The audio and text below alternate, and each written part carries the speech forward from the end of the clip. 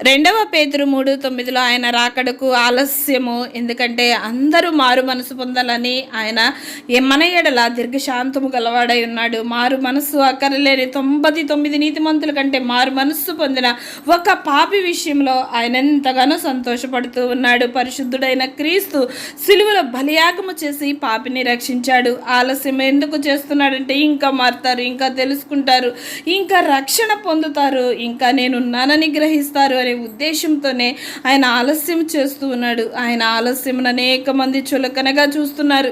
మాకేం కాదు, మేము ఏదైనా చేయొచ్చు అనే అజ్ఞానంలో ఉంటూ ఉన్నారు. ఆయన ఎప్పుడు మనల్ని పిలిచి మన మీద సాక్ష్యం చెప్తాడో తెలియని భయంకరమైన దినములలో ఉంటున్నాము. అపోస్తులు 2:28 మీరు మారు మనసు పొంది పాప క్షమాపణ నిమిత్తము ప్రతివాడు యేసుక్రీస్తు నామమున బాప్తిస్మము పొందాలని ఆయన ఆశపడుతూ ఉన్నాడు.